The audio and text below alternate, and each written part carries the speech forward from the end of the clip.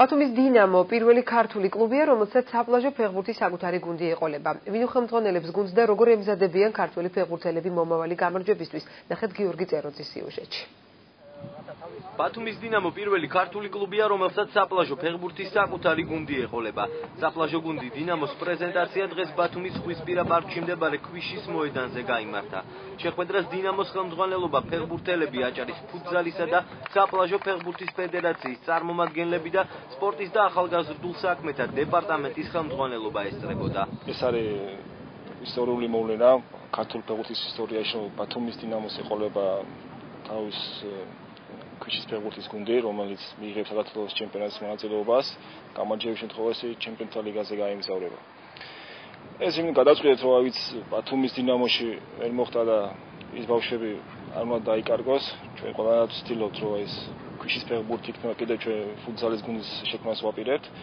და ეს ადამიანები ყველანაირად უნდა იყოს სპორტში ჩართული და ჩვენ მასობრივად ვხვდით აჭარაში ფეხბურთს. ჩვენს რეგიონში ქვიშის სახეობებს ძალიან დიდი პოტენციალი აქვს იმისთვის, რომ განვითარდეს და დეპარტამენტი ყველანაირად ხელს უწყობს. ეხლა ცალკე პროგრამის დაწერას ვაპირებთ ჩვენ ამ ქვიშის სახეობებზე 2015 წლის და კიდევ ერთხელ ულოცავ ყველა მონაწილეს დღევანდელი დღის ამ წარმატებას. დღესვე საპლაჟო კლუბი დინამოს ფეხბურთელებმა პირველი სიმბოლური ვარჯიში გამართეს. კლუბს ამჯერადაც ნიკოლოზ თოდაძე გაწვრთნის, რომელიც უკვე რამდენიმე წელია ამ მიმართულებით მუშაობს. დინამოს შემადგენლობაში ვარ, ძალიან კარგია.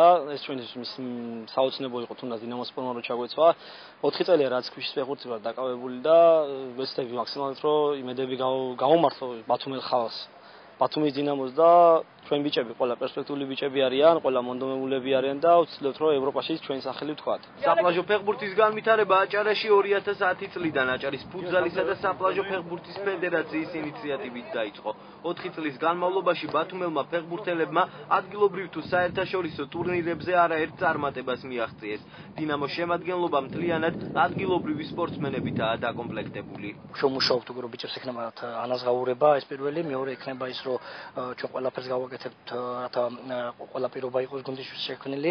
ასევე აღსანიშნავია ის, რომ ბათუმის დინამო უკვე ოფიციალურად იურიდიულად იქნება დარეგისტრირებული და უფლება ექნება მონაწილეობა მიიღოს საქართველოს ფუტზალისა და საპლაჟო ფეხბურთის ეროვნულ ჩემპიონატებში და მე ვფიქრობ, რომ საერთო ჯამში ჩვენ მივახციოთ იმას, რომ ვიბრძოლოთ საკმაოდ მაღალი მიზნებისთვის. საპლაჟო ფეხბურთის კლუბი დინამო ოფიციალურ ვარჯიშებს უახლოეს დღეებში შეუდგება. კლუბის მთავარი მიზანი ამ ეტაპზე საქართველოს ჩემპიონობისთვის ბრძოლაა.